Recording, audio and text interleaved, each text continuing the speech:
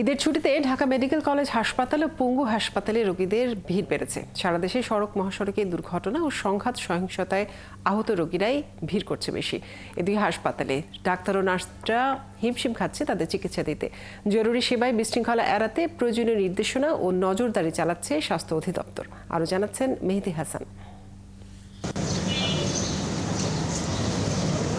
শহীদ সরোয়ার্দী হাসপাতাল one stop সার্ভিসের মাধ্যমে রোগীদের জরুরি সেবা দেয়া হচ্ছে। ডাক্তার ও নার্সদের অধিকাংশ ঈদের ছুটিতে থাকায় আপাতত বন্ধ আছে জরুরি বিভাগের কার্যক্রম। লিলি হালাল বিউটি সোপ, বিএসটিআই কর্তৃক সনদপ্রাপ্ত দেশের প্রথম হালাল বিউটি সোপ, দীপ্তিময় উজ্জ্বল ত্বকের জন্য।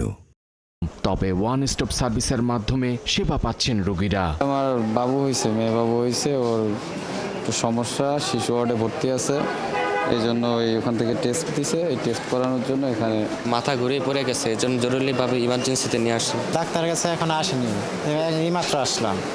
কি সমস্যা? হার্ট ব্লক হয়ে গেছে।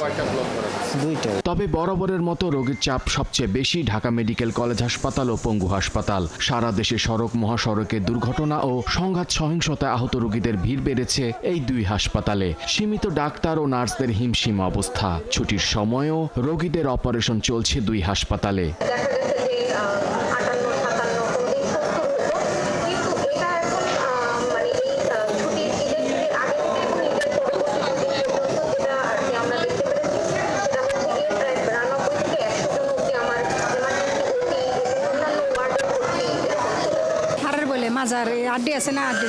ঢাকার সরকারি ও বেসরকারি হাসপাতাল ছাড়াও বেসরকারি ক্লিনিকগুলোতেও নিজ নিজ সামর্থ্য অনুযায়ী রোগীদের সেবা দেওয়ার চেষ্টা চলছে। সীমিত পরিসরে বেশ কিছু ক্লিনিকে জরুরিভাবে রোগী দেখেছে ডাক্তাররা। দীর্ঘ 9 দিনের ছুটিতে হাসপাতালগুলোতে সেবার পরিবেশ বজায় রাখতে নির্দেশনা ও নজরদারি অব্যাহত রেখেছে স্বাস্থ্য অধিদপ্তর।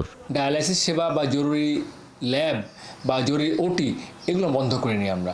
ডায়ালাইসিস সেবা অবশ্যই 72 ঘন্টার বেশি ডায়ালাইসিস সেবা বন্ধ রাখা যাবে না। ডায়ালাইসিস সেবা ম্যাক্সিমাম 3 দিন বন্ধ থাকবে। আরেকটা বলেছি যে আমাদের জনবলের সমন্বয় কম থাকে, জনবল কম থাকে। আমরা বলেছি যদি কোনো হাসপাতালে জনবল কম থাকে তাহলে আভ্যন্তরীণ সিদ্ধান্তের মাধ্যমে জেলার মধ্যে জনবল সমন্বয় করা যাবে, যে আমরা যদি একটু উপজেলা ডক্টর বেশি আছে, এক উপজেলা কম আছে। মেহেদি হাসান, 71, ঢাকা।